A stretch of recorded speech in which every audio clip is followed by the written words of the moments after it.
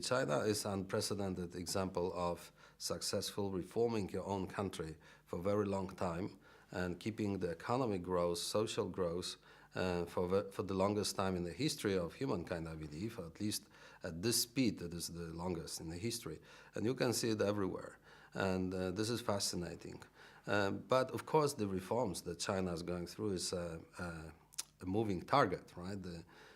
The reforms need to be adjusted to the challenges. And it's very interesting for me, living and working here, how the new government is taking seriously the challenges that China is facing, challenges which are by most common to most countries in the world, the continuous stable and balanced economic growth, in the same time environmental protection and the social needs, social take care needs, all these problems in different way, in different examples we're facing all over the world.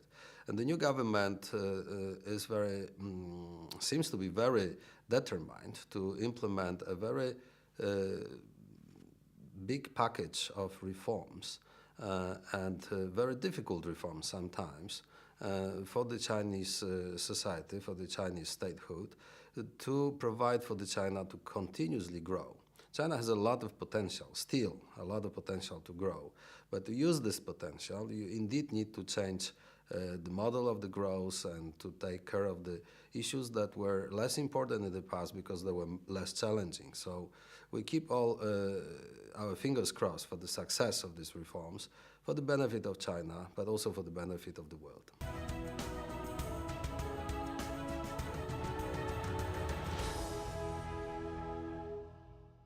Well, the reforms that China is implementing are very complex, and China is a big country with a big population. So all reforms need to be implemented in a very thoughtful way.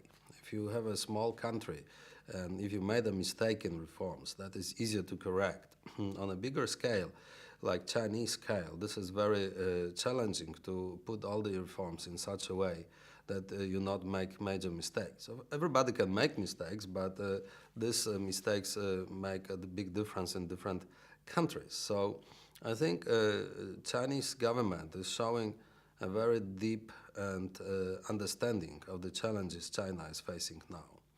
Be it economy or be it the social life, environmental protection, all these fields where we're facing the challenges and China is facing the challenges need to be addressed in the program of your government.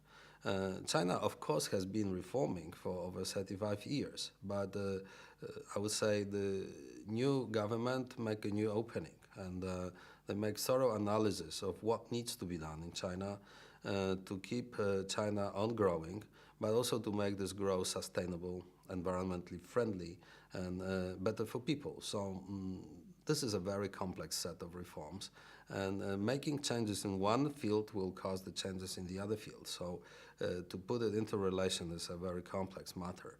So I think the Chinese government is in the process of starting and implementing these reforms in a very interesting way, and I hope it will be successful. I wish your government to be successful in that.